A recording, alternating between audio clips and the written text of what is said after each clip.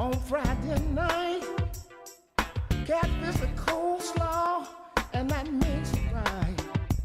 Jack Daniel Street and my cigar. Oh girl, I'm ready to party out. I'm just looking for some fun. I ain't searching for no mate. No, no. Just wanna dance and play, y'all. 'Cause that's how I'm feeling today. I said back it up, back it straight. Any way you can, girl, make my day. I said back it up, back it straight. Any way you can, girl, any kind of way. Back it up, baby, won't you make my day? Any way you can, girl, make my day. Back it up, back it straight. Back it up, any way you can, girl, make any kind of way. Back it up, baby, won't you make my day? Any way you can, girl, make my day. I said back it up, I said back it straight. Back it up, any way you can. All right, welcome to the 6th edition of the Real Men Don't Play show. I really do appreciate you coming by and spending a little time with us. We got an exciting show this evening. There's been some changes made in the show tonight. The Williams brothers were unable to make it, and we're going to reschedule them at another date. But please stand by because the information we're going to share with you tonight is equally important. Our first guest tonight is someone that I grew up with from Murfreesboro, Tennessee. We started out in kindergarten together back in, oh my God, before most of you were even thought about. So without any further ado, I want you to meet Fred Woods, Chief Operating Officer, Emerge Solutions, LLC. A little bit about Fred. He has an MBA in Healthcare Administration from Howard University. He is a proud graduate in the undergraduate level from Tennessee State University, where he got a BS in biology. He's a retired lieutenant colonel in the United States Air Force, where he served with distinction for 21 years on active duty, and he actually commanded a medical squadron while he was there. Collectively, he had 33 years of experience supporting worldwide military operations in the discipline of healthcare management. Fred, say hello to my people. Hey, Fred. Hey, Bobby, how you doing, man? Man, you know how we roll, man. First of all, man, I'd like to thank you for being a part not only of this show, but my life for over 50-some-odd years. Give my audience a little background on what our relationship has been like, what your journey through life has been like, and why you on the show tonight. Okay, first of all, Bobby, hey, man, it's great talking to you like it is always, and it's a pleasure to talk to you tonight. Can you hear me? Oh, I hear you clearly. Okay. So, and it's just so great to be a part of this show tonight. So thank you so much. And thank you for what you're doing with Real Men Don't Play. And thank you so much for all the things that you've done. Bobby and I grew up together. You know, we've had many experiences. A lot of them that will go down in history as remarkable. So, Bobby, I just thank you, man. We grew up together in Murfreesboro, Tennessee. We lived about 3 blocks from each other. Our parents knew each other. And one of the things about growing up in Murfreesboro, Tennessee, when they say it takes a village to raise a child, it's very important. Our community, our teachers, we saw them in church, we saw them in the grocery store, we saw them everywhere. So, hey, if you were Fred Woods or Bobby Glanton Smith and you were acting up, man, you heard about it before you got home. Bobby, thanks so much. Just a little bit about me and what we're doing. I finished Tennessee State, went to Howard University, joined the military, traveled around the world. I mean, had some real moments of truth during that time.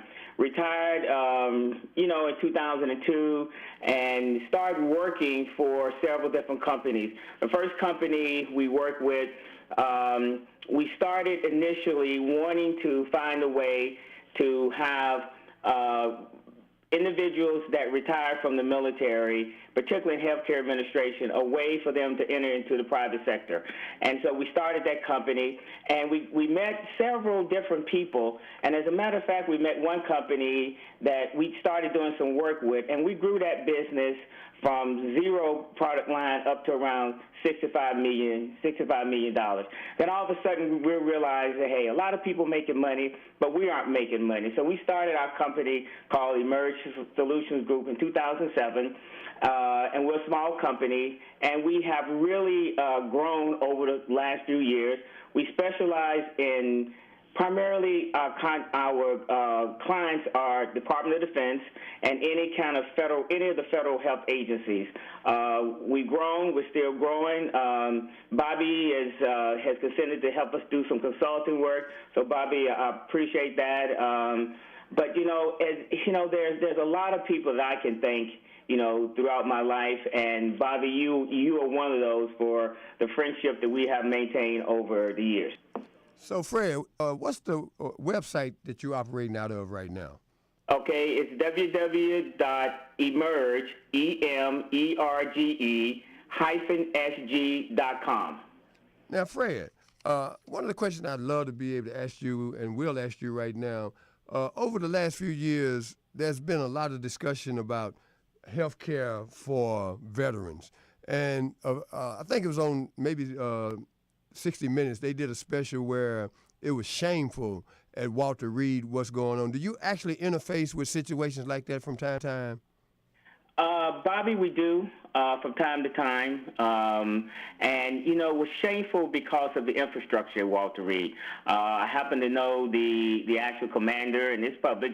The commander got fired as a result of that. And it was not that the wounded warriors were not getting the proper medical care. It's that some of the infrastructure facilities were just deplorable. And so how can we have our soldiers and our airmen and our sailors and Marines to come back from, representing us, protecting us, our values that we maintain in the democratic society that we try to have, and put them into deplorable situations. But in terms of the medical care that they receive, the medical care is top-notch. As a matter of fact, one of the initiatives that our company did was to support the Wounded Warrior Program.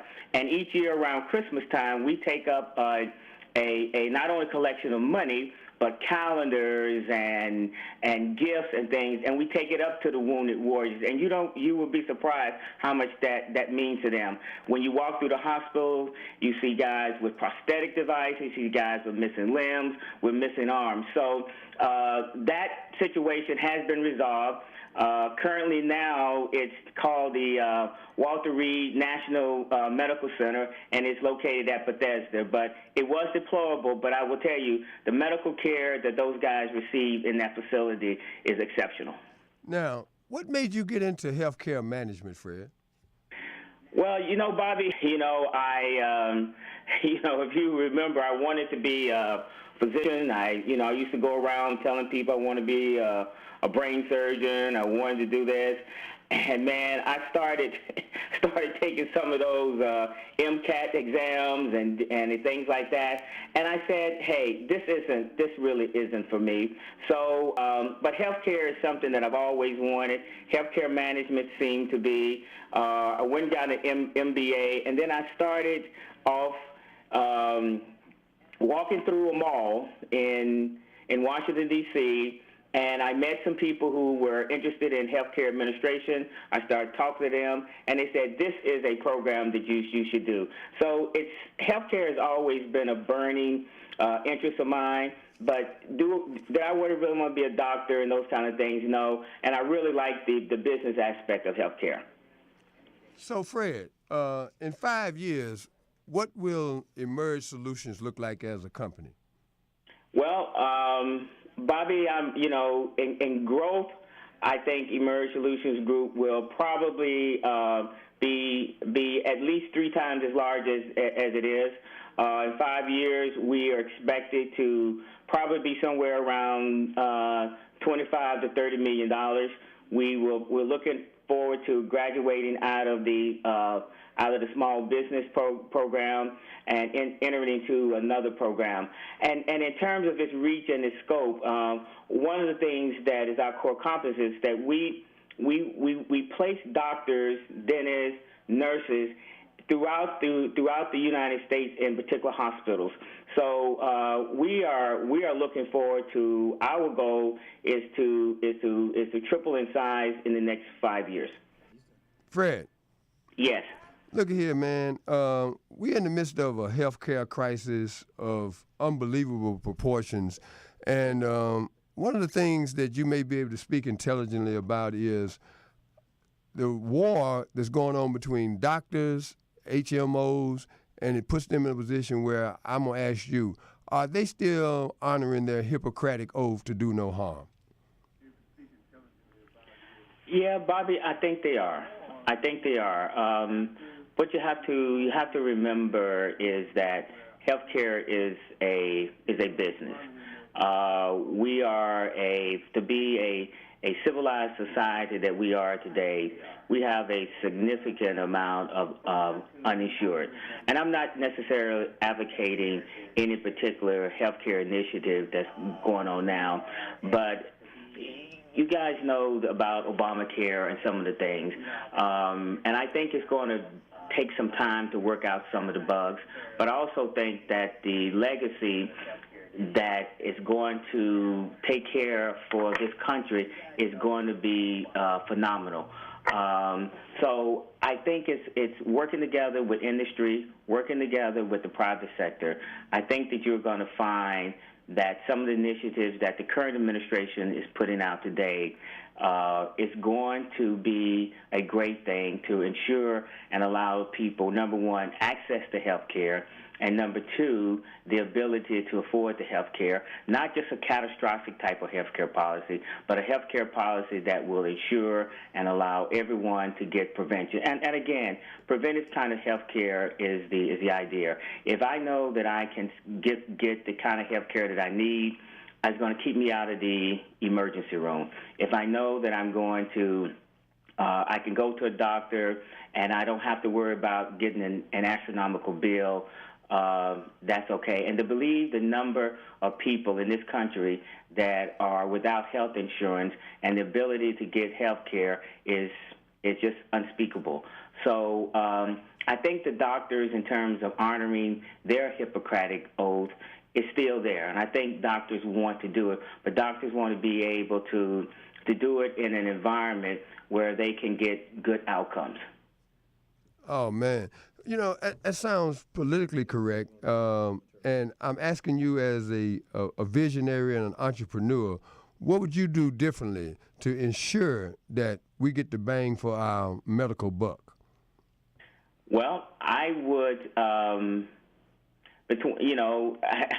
have to be careful what I say here, but I know this is an unfiltered environment. And this is of non-attribution. But, you know, in terms of our healthcare system today, and we get the biggest bang for the buck, we really have to get a handle on how things are reimbursed. The insurance companies are the ones that control the healthcare industry.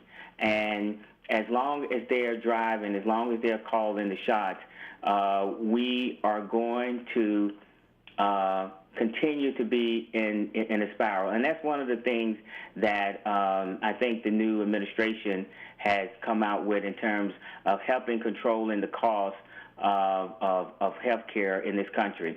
But I think that we need to get a handle on cost. We need to get a handle on insurance companies. We need to get a handle on reimbursements, because if I go and I order an MRI, for an example, and it costs me $300, using round numbers, to do an MRI, and I'm only going to get reimbursed $100, then it takes that kind of incentives out to order duplicate tests and those kinds of things. So I think it wants to control the cost and get a handle on the insurance companies, get a handle on reimbursement, and get our nation healthy and preventive health care. Then we don't have to spend money on drugs, tests, and those kinds of things. So I think the way to get a handle on health care in this country is through preventive health means. Getting your people in, teaching them to eat right, teaching them to drink the right thing, teaching people to exercise, learn about getting obesity under control, getting infant mortality under control, getting the things that mortality and morbidity rate in this country under control, then those kinds of things, then we don't become large consumers of health care. So if you wait till you're 60 years old, like we are about to be, and you start consuming a lot of health care. But if we have been healthy throughout our lives, then it's going to give us the opportunity to consume less health care and live happy, productive lives. Fred, I'm going to bring on somebody who feels very passionate about veteran services. His name is Randy Wade. Randy, are you on the line? Yes, sir. Yes, sir. How are you, Bobby? Man, if I was doing any better, I'd have to take something forward. As a veteran of military service, a former sheriff, a former director of Congressman Steve Cohen's office, I know you're very, very passionate about veterans' needs, and you spend an inordinate amount of time. And I say that because I have trouble getting you on the phone. As you listen to this conversation about healthcare management as it relates to the military, what are your thoughts on this subject? I think they need, Bobby. First of all, let me thank you and your guests for allowing me this opportunity just to fellowship with you and your guests. But I think as it relates to the military, it needs a complete overhaul when it comes to medical assistance, medical care for veterans. One must understand that, from my experiences working here around the country with veterans, is that most VA hospitals have residents there, meaning they have interns, those folk who are not doctors, but under the guidance of doctors. And a veteran does not have to adhere to anything one of those interns says as it relates to their health. They can always request a doctor who knows their field, specialist. They can do that, and a lot of them don't. A lot of them don't know that, because right here in Memphis, we had several deaths here when the OIG, the Office of the Inspector General, came out in their report as it related to Memphis, Tennessee. These could have been avoidable deaths, and if we had not gotten on top of that, that never would have, the congressional investigation around the country would not have been triggered off, particularly down in the South. Now, one must remember the congressman that called for that investigation, Bobby, his name was Congressman Jeff Miller out of Florida, and he's down in Augusta right now, and I think you probably read about it, made national news, is that what's going on down there, they've had a similar problem, not just the Memphis VA hospital, but VA hospitals around the country. And the thing about it is when these doctors who have performed malpractice, they may be terminated from the VA, but that's about it. They move on to other areas. They're all over the country, all over the United States, in our communities, and we don't know who they are. And so what I'm trying to do is to have those doctors' names here and locally in the state of Tennessee to reveal their names, and they need to be punished. Hey, so Fred. It's a sad commentary, it really is.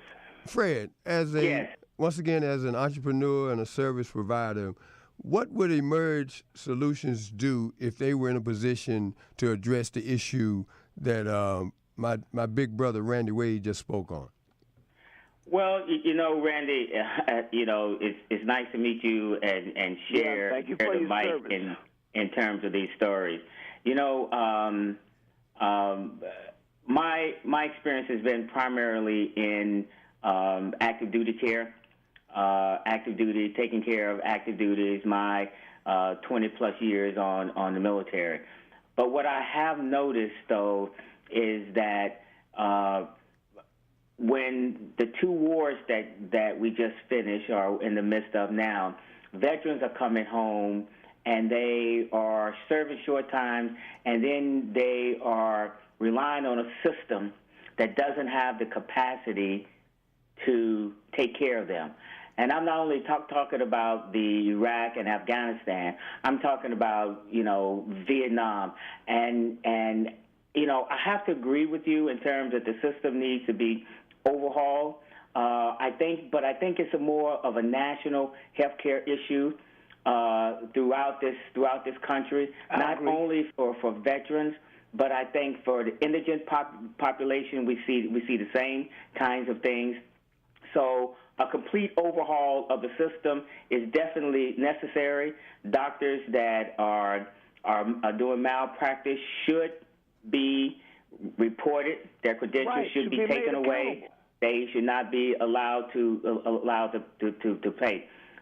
practice medicine in those kind of environments. But I think though it's more of a national healthcare issue. And I think until we are able to get these kinds of issues and get the proper funding and get the accessibility to health care where those people who are veterans can have access to health care and health care that's of quality, until we get that and the proper funding, we need to advocate to the Congress and through our president that these are the national health care issues that our communities are facing. Fred, you must have read my mind because this is a solutions-driven show, and what you just said is something I want to echo right now to anyone listening to this show. It's not going to get any better unless we, first of all, become more informed about what's going on, and once we get the information, we must move on it. So one quick suggestion, Fred, before we go to break, that the average person could and should do to address the problems that we just discussed. Well, I think, one, like you say, get involved on the local, because I think politics is local. I think the grassroots initiatives like Randy's looking at in Memphis and those kinds of things, I think that the people that we elect into office need to be able to take those issues to Capitol Hill and fight for those issues. Fight for the issues for the proper funding, talk to the Secretary of the Veterans Administration who controls the Veterans Administration and its hospitals. I think that's where it has to come. But we need a voice. We need ground roots advocacy, and we need the issues elevated, documented, and the whistle blown on these kind of inefficient operations. So, Fred, believe me when I tell you, we're going to expand this conversation on a number of different fronts because I know your passion and commitment to health care, and I'm going to make sure that you and Randy get to know each other a lot better based upon this conversation tonight. Hey, Randy, you stand by, and Fred, thanks so much for coming in, and you will return to this station, to this show, with a wider view of what you bring to the table, man. Thanks, homeboy, and I'll be talking to you soon. Thank you so much, Bobby. Fred, job well done. I agree with everything you said. And Randy, hopefully we'll get an opportunity to chat and to change to exchange numbers. I know a couple of healthcare people down in that area, and maybe we can get some grassroots things going on. Okay. All right, we'll be right back after a short break. Randy, don't you go nowhere, brother. Yes, sir. All right. We'll be right back.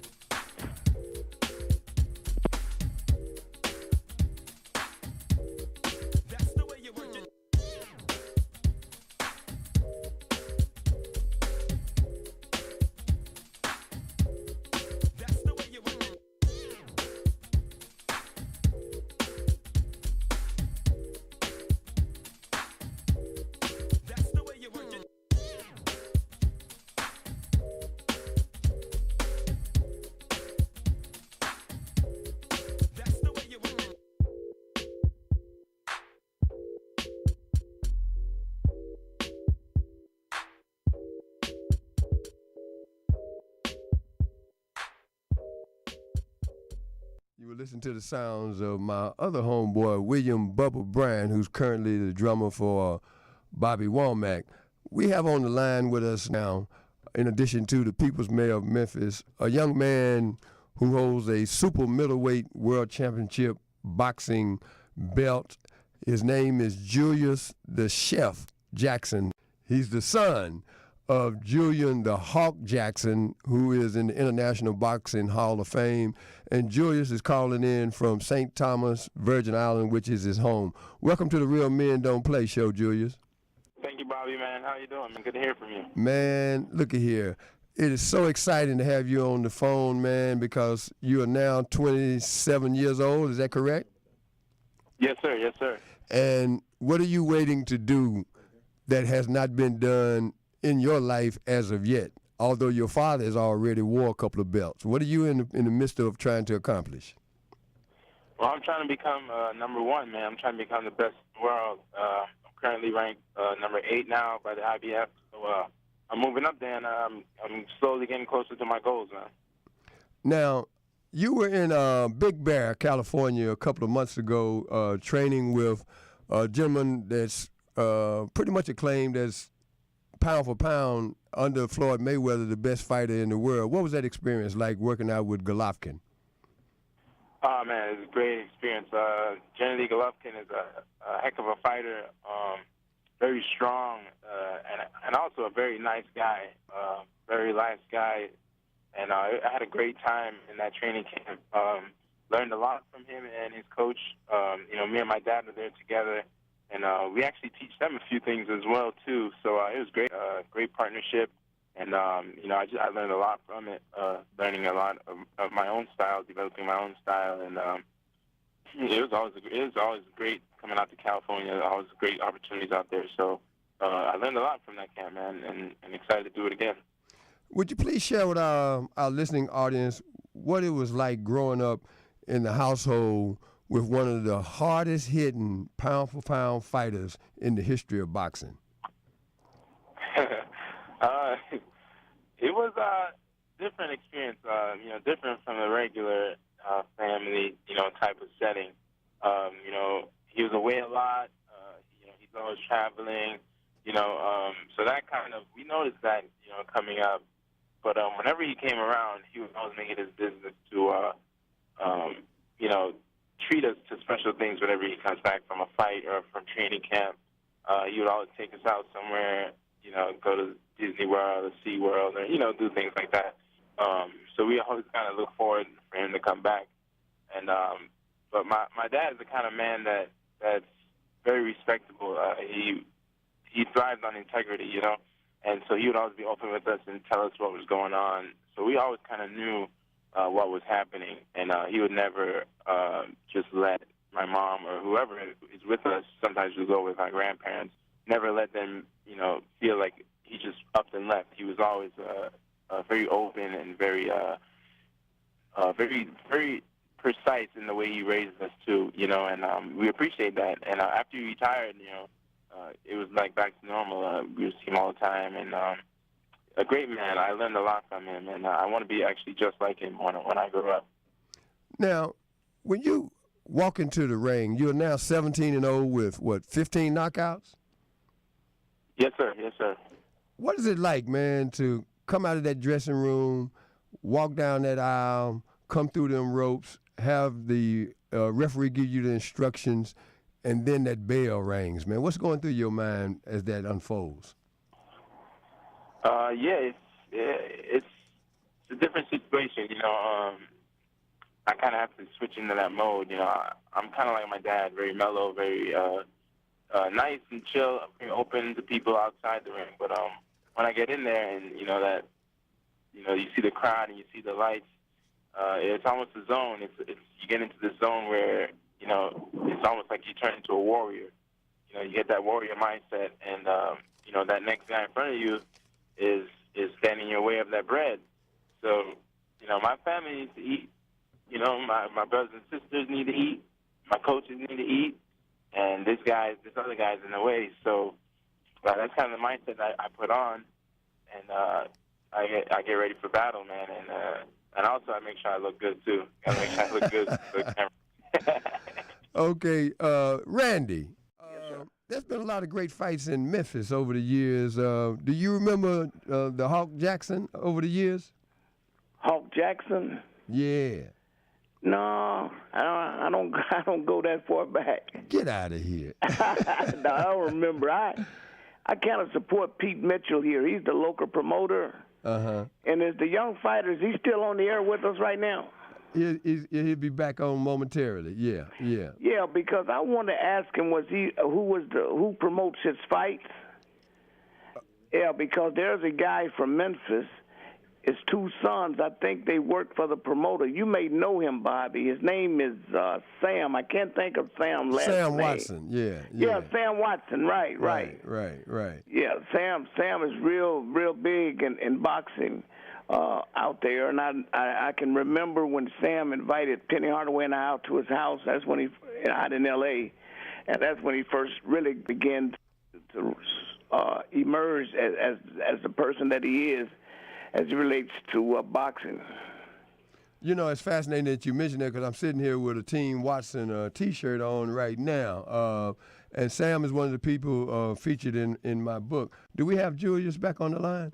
Yeah, can you guys hear me? Yeah. He was asking, we're on the line with a dear friend of mine by the name of Randy Wade. He's calling in from Memphis, Tennessee, and he knows Sam Watson very well, and he was asking if you knew him. So you can kind of recount how we met in L.A. a few months ago, Julius. Yeah, I met Sam and his two sons there in L.A. I actually made a connection with them when I was out there for the first Chavez Vera fight, and so I'm looking to do some work with them and their cousin Alfred with some brand management. So I actually just saw them too last weekend in Puerto Rico for the Danny Garcia fight. So I went over there, and they were down there in Puerto Rico also. Okay. Now, you have another occupation that I want you to speak about a little bit. I guess you kind of hedged your bets, so to speak, and you took a passion for cooking and turned it into what? Yeah, man. I'm currently a chef. I'm also a culinarian. You know, I do catering, and I also work at a restaurant recently here in the Virgin Islands called the Fat Turtle. And so, I'm a certified culinarian. So, as far as the fight game is concerned, what you got on the horizon? When is your next fight? We got a few dates we're looking at right now. Looking at an HBO card maybe in May, and looking to do a main event card also back in Argentina. So we're looking at 2 dates right now. We're trying to figure it out. But when I do get the confirmation, I'll be sure to let everybody know. Sure. Absolutely, man. Absolutely. Julius, I know it's getting late over in the Virgin Islands. I want everybody to know that this young man is a great human being. He comes from good stock. I'm so proud to have met him and now call him a friend. And I look forward to seeing him raise his hand in victory as the unanimous middleweight, super middleweight, whatever weight class you're going to fight in going forward. What do you think is going to ultimately be your weight class? I think I'll eventually move up to cruiserweight and light heavy. I'll probably stop there. But I'm going to be a super middleweight for a while, man.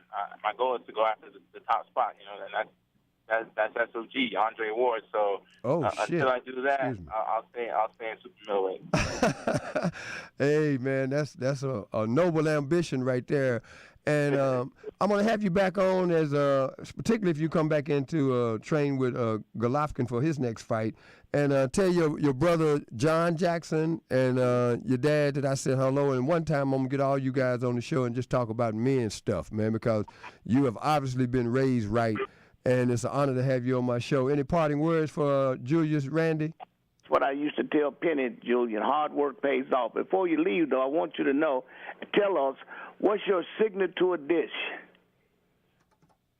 My signature dish right now, I make a terrible wing sauce. They call it the best sauce on island right now. Called my WBC wings, man. That's my signature dish right now. I heard him, Bobby. So, Julius, man, thanks for coming on. And we're going to take a short break. Don't you go nowhere, Randy. We got another special guest coming in the Good studio luck, champ. momentarily.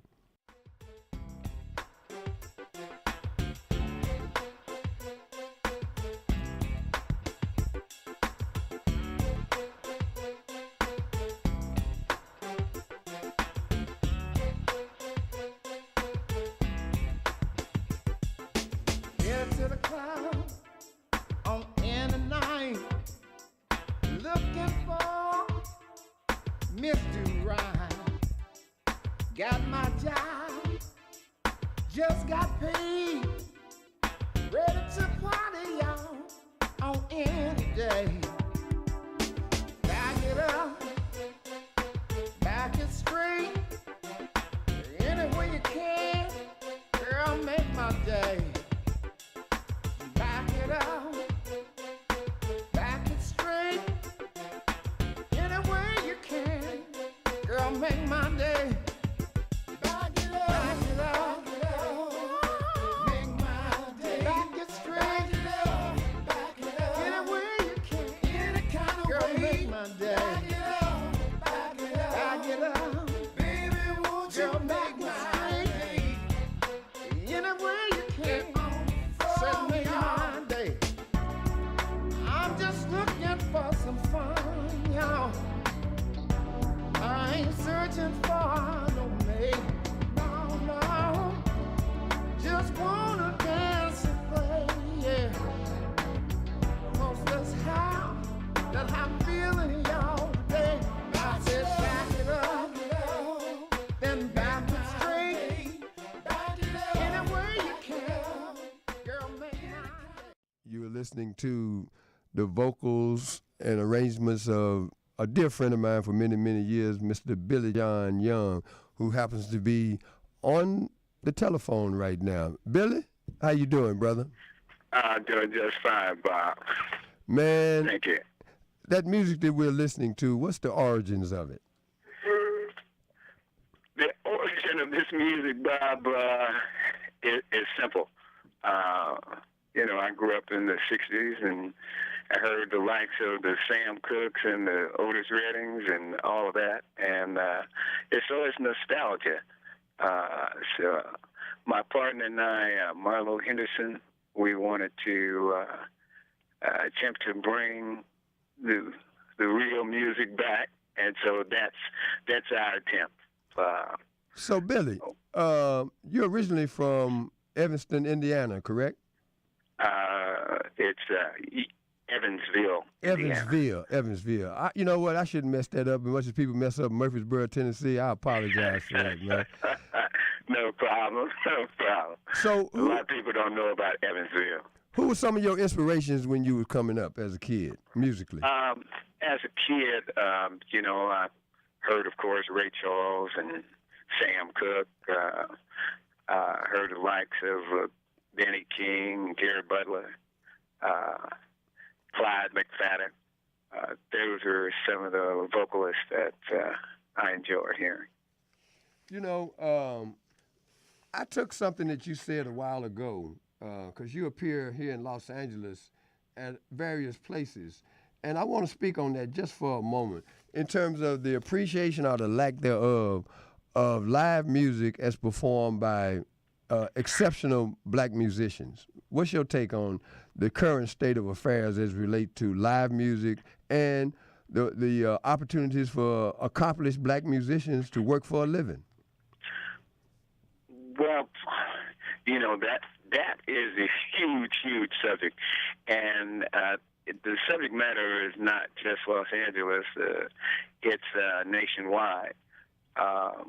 There is just a request now for turntables, and there's nothing wrong with turntables, but that's the request now, and a lot of the folks that are out there dancing, etc., that's what they know. A lot of them don't know anything about live music, horns and pianos and that sort of stuff, and that's old school. I've heard. So, Billy, you perform in Pasadena quite a bit nowadays. First of all, how can people get your latest album? And if you would, give them a little particular information about the name of the album, how they can get it, if they're interested in doing so. Okay, the CD is available on CD Baby, and the title of the CD is Never, Never, Never Give Up. To purchase CD is $10. You can also get it on iTunes. There are other areas, where you download. You can even download a particular track if you care to. And I think I hope I'm answering your question about the CD, but you added something else about that. I wanted to go back to that performance area. There's just not a lot of requests from our audience. People that enjoy live music, they have to let the various restaurants, hotels, etc. They have to speak on it and let them know, hey, we'd like some live entertainment. That would make quite a difference in what they're able to get right now. Well, I want to have a great friend of mine, Randy Wade, join into this conversation, because when I originally met Randy Wade at the Bonnaroo Music Festival down in Tennessee, he was in the company of Coach Lionel Hollins from the Memphis Grizzlies and legendary songwriter David Porter. But Billy, you had an experience here recently that I wrote about on Facebook, and without getting into a whole lot of detail, what do you think it is about our culture that we will come into a setting that's pretty much a majority situation, and then abuse the musicians in terms of showing them how much we really appreciate how much we like the music? Well, that again is it starts at the upbringing and exposure. Exposure meaning if you're accustomed to going to what we call just a nice place, and you hear an entertainer, you hear a selection, it's something that you enjoy hearing. If you would let that person know by putting $1 in the little tip bowl, because most musicians, they're not making a whole lot of money, but they're keeping the craft alive. Just that little gesture of acknowledging that person, that they said something, did something, and you enjoyed it, that would be a great kind of rapport for the musician as well as for themselves. That was an event recently that you performed in support of, in a kind of a broad way, the NAACP Image Awards, and this was a 5-star hotel that you were performing at. And kind of recount what happened, if you would, please. Well, in that area, again, Bob, it's like you're treading on thin ice. But basically, what happens, it's not whether it's at a 5-star hotel or at a Joe's restaurant and bar. It's the same principles apply. As I just said, if there's something that you heard, something that you experienced, and just show your appreciation for that experience. And a lot of times what we do, people of color, and I've worked all sorts of venues, we just have a tendency not to tip. It's one of those things that we're still working through. Well, Billy, I appreciate your diplomacy, and I'll take you off the hook and say, black folks, you brought some money out with you, okay? Don't take it all home. Leave it with these musicians, especially if they are playing at a level that you truly appreciate, because it does mean something to them, not just materially, but emotionally, to know that we support the craft. And Billy, I like the way that you danced around that, and we'll have that conversation off the grid. But the bottom line is, my people, please, not only come out and support the artists, but take into consideration that they play this music and they play it very, very well because they love us so much. So let's show our gratitude with our attitude. Hey, Randy. Yes, sir. I'm right here. Okay, I don't know what you've heard of this, but whatever it is, please give me your opinion of what you think the music situation is, because you grew up in a city that has produced some of the greatest music the world has ever known. Yeah. First of all, how you doing, Billy? I agree with Billy. I think a lot of I think people who understand music and love music know that music is really a universal language. I've learned so much from David Porter and the late Isaac Hayes. I think he's familiar with David's writing, and just a few years ago, he and Isaac, the late Isaac, were inducted into the Songwriters Music Hall of Fame. Bobby, when you talk about the craft, David Porter just kicked off a program here in Memphis called the Memphis Music Consortium. That is to teach songwriters and performers the craft, the very thing that Billy was talking about, and get into private businesses or restaurants, those kinds of things. He's right. People should request live music. You don't get that too much around the country, but we get a lot of it here in Memphis, and we get a lot of it even down at the casinos in Tunica, Mississippi, as well as over in Arkansas. So we have to preserve the craft, because in terms of what music has done for the world and as well as the nation. Oh, man, thank you so much. Fellas, we're getting ready to wrap up, and before I close out tonight, Randy Wade, as I mentioned a minute ago, I met him in Manchester, Tennessee at one of the big music festivals. We were both the guests of a man who is no longer on the planet, but he's featured in my book, Real Men Don't Play. Yes. His name is Dana Davis, and Dana had such an impact on my life that I was able to develop a relationship not only with Randy Wade, but with David Porter and Coach Lionel Hollins and the great Jerry West. And if you would, please tell us the kind of man Dana Davis was before we close the show tonight, Randy. Oh man, I tear up when I talk about Dana. Dana was so compassionate about young people. He would go all over the city. I mean, every opportunity to mentor, to reach out to young people who were fatherless or motherless, in his program that he would have each summer. It was a big loss when they called the morning that Dana expired, but he loved young people. If you ever think of Dana, you think of a young person in terms of what he contributed to developing young people. I miss Dana. I love Dana, and so did you, Bobby, because we were in the process of starting a program or working with the great Jim Brown in his program, and we were right there on the peripheral of getting that program here and getting the Grizzlies to move forward and sponsor that. Of course, his untimely death, and then then when the Grizzlies were sold to a new owner, we didn't quite get there, but we're gonna get there in his memory. We got to do it for Dana, because that's where his heart was with young people. Man, you made me emotional, because it brought us together in a way that we'll continue to celebrate his life by moving forward with that vision and the mission Right. that we've all shared.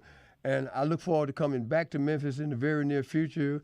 I'm going to have my book ready for distribution, the physical copy, in about another week and a half. And Memphis is certainly one of the cities that I'm going to come in, because it's turned into a second home to me.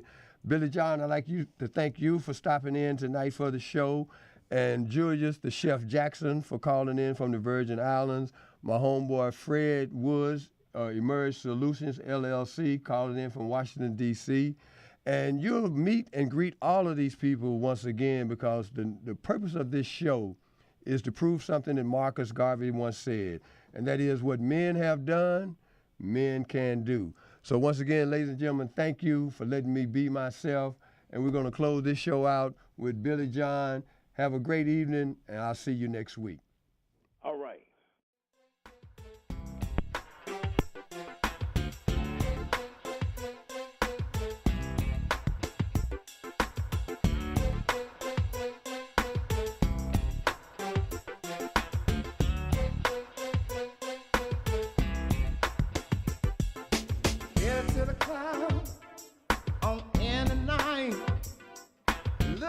for Mr. Rhyme.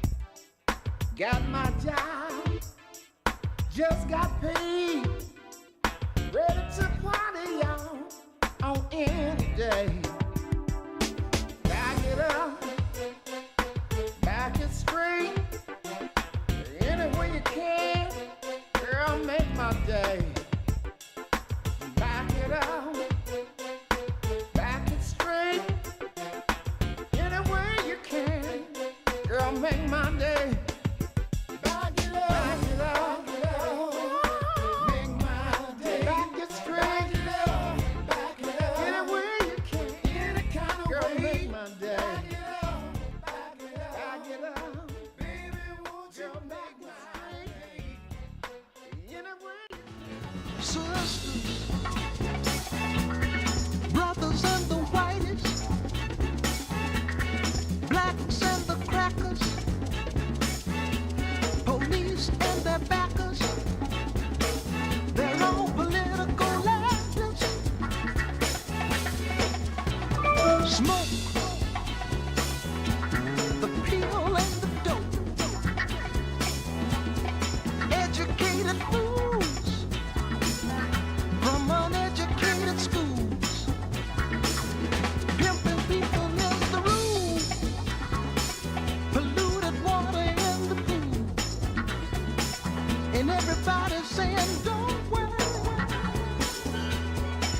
They say don't worry.